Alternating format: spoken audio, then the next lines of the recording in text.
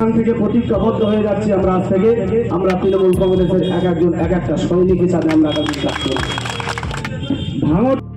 ভাঙড়ে আইএসএফ ছেড়ে 4 সদস্যের তৃণমূলে যোগ। ভোটের আগে ও ভোটের পরে দল বদল একটা নিত্যদিনের ঘটনা। বহু নেতা মন্ত্রী সাংসদ থেকে শুরু করে পঞ্চায়েত প্রধান মেম্বার থেকে শুরু করে সাধারণ জনগণ কাউকে না কাউকে আমরা দল বদল করতে এবং প্রতিনিয়ত রং পাল্টাতে দেখেছি। কেউ তৃণমূল থেকে বিজেপি, কেউ বিজেপি থেকে তৃণমূল, কেউ আইএসএফ থেকে তৃণমূল, এরকম বিভিন্ন সময় বিভিন্ন ঘটনা ঘটে। কিন্তু এই ভোটের পরে ভাঙড়ে 4 জন জয়ী পঞ্চায়েত মেম্বার তারা আজ শওকত মোল্লার হাত ধরে তৃণমূলে যোগদান করলেন। তারা নাকি স্বেচ্ছায় দলবদল করেছে। তাদের কথায় পশ্চিমবঙ্গ থেকে বিজেপিকে সরাতে হলে একমাত্র তৃণমূল পারবে তাদের বিরুদ্ধে লড়তে, যে কারণে তারা আইএসএফ থেকে তৃণমূলে যোগদান করেছে। শুনে নিন তাদের মুখে তারা কি বলছেন।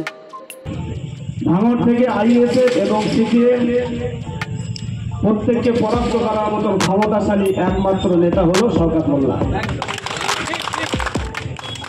সেটা আমরা বুঝতে পেরেছি, সেই নিজেদের ভুল আমরা বুঝতে পেরে আজকে আমরা শওকত মোল্লা সাহেবের হাত ধরে আমরা তৃণমূল কংগ্রেসে জয়েন করেছি।